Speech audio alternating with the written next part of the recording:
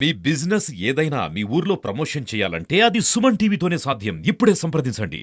ఉండి నియోజకవర్గ స్వతంత్ర ఎమ్మెల్యే అభ్యర్థిగా పోటీ చేస్తూ ఈరోజు ప్రచార కార్యక్రమాన్ని నిర్వహిస్తున్నాం.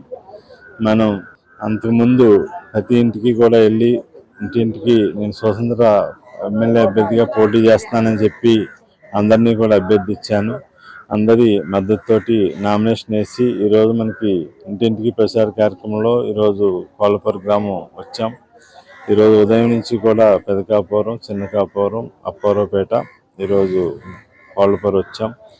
ఈ సింహం గుర్తొచ్చింది అనే విషయాన్ని ప్రజలందరికీ కూడా తెలియజెప్పి సింహం గుర్తుపై ఓటు వేసి నాకు అఖండ విజయాన్ని చేకూర్చమని చెప్పి కోరి ప్రార్థిస్తున్నాను.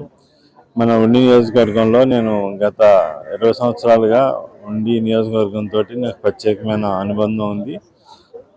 ప్రత్యేకించి రైతులతో కానీ, సోదరిమణులతో, మాతృమూర్తులతో, యువతతో ఇదే అందరితోటి అనుబంధం ఉంది. ప్రధానంగా మనం ఈ ప్రాంతంలో ఉండి నియోజకవర్గం అంతా కూడా వ్యవసాయ రంగాన్ని అభివృద్ధి చేయడానికి మనం నిరంతరం కృషి చేశాం. రైతులకి ఎక్కడా కూడా కష్టం రాకుండా చూడగలిగాం. నీటి ఎద్దడి సమస్య రాకుండా చూడగలిగాం. ఈ కోలపూరు గ్రామంలో చూసినట్లయితే ప్రధానంగా మంచినీటి సమస్య ఉండేది. ఆ మంచినీటి సమస్యకి మనం గతంలో పరిష్కార మార్గం చూపించి కొంతవరకు సమస్యను పరిష్కారం చేశాం. అయినా కానీ సమస్య కిందే ఉంది. రానున్న రోజుల్లో ఖచ్చితంగా మంచినీటి సమస్యని పరిష్కారం చేయాల్సిన ఆవశ్యకత ఉంది. అట్లాగే ఇక్కడ ఈ గ్రామంలో మౌలిక వసతులు మనం గతంలో బాగా కల్పించాం. ఇప్పుడు మౌలిక వసతులు కూడా కల్పించాల్సిన ఆవశ్యకత కూడా ఉంది.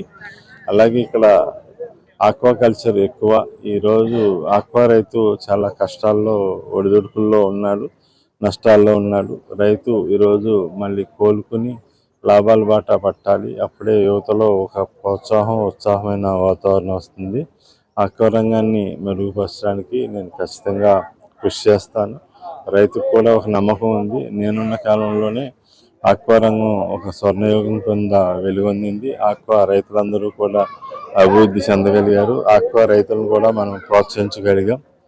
రానున్న రోజుల్లో ప్రజలందరూ కూడా నాకు ఆశీస్సులు ఇచ్చి గెలిపిస్తారు. ఖచ్చితంగా ఆక్వా రంగాన్ని బాగా అభివృద్ధి చేసి, గ్రామాలన్నింటినీ కూడా అభివృద్ధి చేసి, పేదవర్గాలకు కూడా అండగా ఉండి ప్రతి పేదవాడు కూడా ఇల్లు నిర్మాణం చేసుకుని అందరూ కూడా బాగుండాలి, సంతోషంగా ఉండాలి, ఆనందంగా ఉండాలి. అందరూ కూడా సామరస్యమైన వాతావరణంలో ఉండాలి. పేదవర్గాలకు కూడా నేను అందుబాటులో ఉంటాను, ఒక ఆప్తుడిగా ఉంటానని ఒక నమ్మకం ఉంది. అందరికీ నేను అందుబాటులో ఉంటానని నమ్మకం ఉంది. ఆ నమ్మకంతో నాకు అపూర్వమైన ఆదరణ, స్వాగతం పలుకుతూ అందరూ కూడా మద్దతు పలుకుతున్నారు.